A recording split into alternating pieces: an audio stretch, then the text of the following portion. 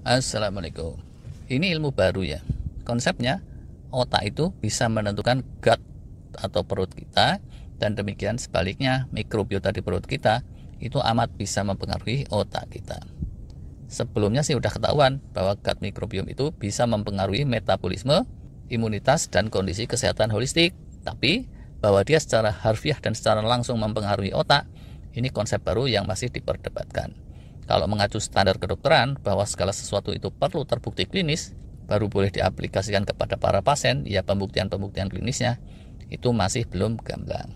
Walau begitu, di luar sana kalau di googling, sekarang mulai banyak banget yang membahas tentang ini, brain and gut axis, tapi kalau cari yang bahasa Indonesia itu rada minim. Satu yang menurut saya bagus dan berbahasa Indonesia, itu tulisannya Dr. Irwan Supriyanto, ada di alomedica.com, linknya di bawah. Tapi artikel itu ada catatannya, khusus untuk dokter. Lah jadi manusia kartun kayak saya gini yang amatiran begitu baca itu lumayan juga puyeng. Sudahlah, yang penelitian ilmiah silahkan aja melanjut sesuai profesi masing-masing. Di sisi lain, kalau saya sebagai orang jalanan dan kalian semua para pejuang, mending ya langsung percaya saja. Karena kalau nunggu-nunggu bukti klinis super sahih itu kesuwen kan ya. Kalau semua mesti nunggu bukti klinis, kita bisa jadi orang sesat kayak si Eho. Bukan dokter, tapi dia itu spesialis saluran ceren dan saluran pembuangan air kotor gitu deh. Dia tidak percaya adanya Tuhan, karena cari kemana-mana, bukti klinisnya belum ada. Kehidupan akhirat juga idem, bukti klinisnya belum ada. Alam akhirat, alam barzah, alam gaib, kalau ditunggu bukti klinisnya, duar. Keburu semuanya jeblok duluan tuh. Kenapa saya bilang gitu? Yuk kita bahas rada ilmiah dikit. Kalau yang tadi itu cuma guyon. Jangan terlalu dimasukkan ke dalam hati, tapi ya kalau bisa tuh lebih dalam lagi. Ini rada ilmiah ya, tapi insya Allah pakai bahasa manusia biasa dan bukan pakai bahasa yang khusus dokter atau ilmuwan. Kalau tetap pusing juga ya mbuh maneh, semoga enggak. Kita ambil dari dunia informatika ya. Otak itu CPU-nya manusia, Central Processing Unit. Semua setuju kan ya? Nah, hal yang sudah jadi pengetahuan umum lainnya, semua hal itu dikendalikan oleh otak. Ada yang dikendalikan lewat alam sadar maupun bawah sadar. Cara mengendalikannya pakai apa? Ya melalui sinyal-sinyal via jalur saraf. Ada juga yang melalui jalur kimiawi, pakai hormon-hormon atau yang dibilang neurotransmitter dan sebagainya. Jadi tentulah kalau otak ke perut pasti ada jalurnya. Kemudian perut ke mikrobiota yang di perut, itu mau nggak mau juga erat hubungannya. Di situ kan terjadi simbiosis. Jadi kalau kondisi perut berubah, mestinya gut mikrobiom atau mikrobiota di perut juga terdampak. Contoh kata nih, si Ohek tadi, biasa ngemplang utang nggak ada yang nagih, hari ini tiba-tiba digeruduk debt collector yang super ganas. Otaknya pusing 7 keliling, spontan saja perut pun mules, mencret-mencret dah tuh dia jadinya. Gut mikrobiomnya nggak bisa lagi tetap anteng di saluran pencernaannya dia, ya kan? Berikutnya yang rajin follow sama pembahasan gangguan saluran cerna, pasti tahu juga tuh bahwa hormon stres yang tinggi meninggi itu juga amat mengganggu pencernaan dan dengan sendirinya mendampak ke gut mikrobiom. Padahal ya, hormon stres itu munculnya bisa jadi karena pikiran. Pikiran ini kan kayaknya abstrak gitu ya. Kang Ohe galau kehilangan dompet yang isinya cuma KTP tok. Itu aja bisa terus stres, abstrak banget. Sebaliknya, Haji Udin yang alim dapat duit 10 miliar langsung dia zakatin kemana-mana, sambil capek juga, tapi dia merasa bahagia sekali. Yang muncul malah hormon-hormon kebahagiaan, dan itu memperbaiki mikrobiota di perut maupun kesehatan secara holistik. Haji Juki ketawa cengar-cengir lihat emak-emak pada main TikTok. Itu juga bisa memperbaiki gut mikrobiom, padahal dia tahu di mata Allah itu termasuk pekerjaan mubazir. Mubazir tapi asik, nah, asik-asik gilani gitulah. Kalau cewek muda-mudi masih mending, ini emak-emak guys. Sebaliknya juga terjadi, perut dan mikrobiota yang di perut itu akan mempengaruhi otak. Bisa aja yang terjadi itu kayak gini, mikrobiota tertentu saking kecilnya atau gimana itu beneran tembus saluran cerna, jalan-jalan dan beneran ada yang bersarang di otak kita. Atau lewat jalur mana gitu. Pokoknya penelitian sudah membuktikan di otak situ tuh ada mikrobiom juga, yaitu penelitian ilmiah, bukan penelitian data para calon lurah di pulau terpencil. Walah. Hal lain lagi, hormon-hormon yang jadi pengatur sel-sel itu banyak diantaranya tidak eksklusif bikinan manusia. Contoh kata hormon serotonin, melatonin, dan seterusnya yang di tubuh kita jadi pengatur atau neurotransmitter itu banyak yang bisa dihasilkan oleh nyaris semua makhluk hidup. Nah, padahal sebagai neurotransmitter, pengatur sel, hormon-hormon itu tadi ikut juga mengatur sel-sel otak. Artinya, sel otak bisa digiring atau disetir sampai batas tertentu oleh hormon yang dihasilkan oleh mikrobiota di perut yang nyata-nyata yaitu makhluk hidup terpisah.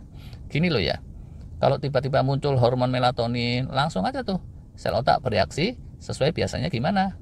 Sel otak tuh nggak bisa bedain apakah melatoninnya berasal dari kelenjar otaknya itu sendiri ataukah dia datang dari gut mikrobiom yang tembus ke situ. Mobil kita sama lah ya. Kalau pedal rem diinjak, dia langsung ngerem. Dia nggak bisa bedain apakah yang injeknya itu beneran si supir atau nggak sengaja keinjek sama sebelahnya supir yang ketiduran, atau si pedal itu kejatuhan apa gitu. Dia nggak bisa bedain. Persis juga sama emak-emak di pinggir jalan. Begitu kalian kasih duit segepok, langsung aja dia sambil dia nggak bisa bedain itu tuh uang hasil kerja keras atau nemu di jalan atau uang haram hasil nyamber sana sini. Karena realitanya uangnya ya kayak gitu, itu hasil apapun juga baunya itu sama. Ada sih yang baunya kecut kalau dioles-olesin ke ketek tapi itulah maksudnya. Nah, kalau instruksi kayak gitu datang di waktu yang tidak tepat, itu bisa bahaya juga kan ya. Soal pedal rem tadi, kalau keinjek nggak sengaja terus jadi ngerem mendadak di jalan tol yang lagi rame, bisa keseruduk tronton itu dari belakang. Ngeri kan ya. Sel otak kita juga gitu, kalau dapat sinyal gak pada tempatnya bisa ambyar.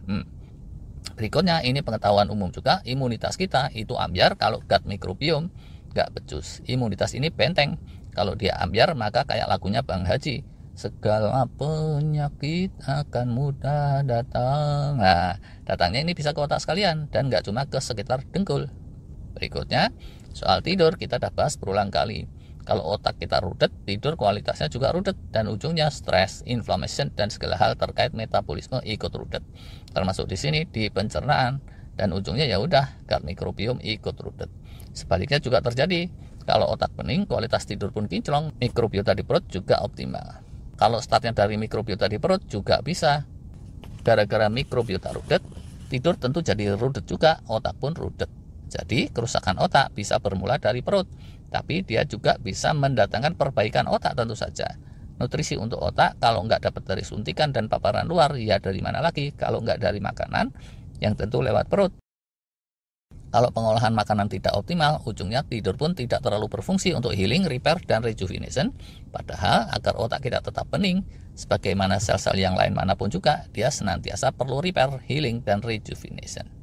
Terus, agar healing rejuvenation kenceng, sampai muncul autofagi dan stem cell dan seterusnya, kita perlu fasting, puasa. Kita udah pernah bahas, dan itu urusan perut. Dengan fasting, konstelasi mikrobiota di perut jadi lebih optimal. Berkat itu juga, autofagi dan stem cell lancar jaya. Dan itu merontokkan sel-sel jelek di otak, yang bisa jadi biang keroknya penyakit otak macam Alzheimer, skizofrenia, demensia, dan segala peleketekan sejenisnya itu. Suksesnya fasting tidak cuma ditentuin sama mikrobiota di perut, tapi juga sama otak.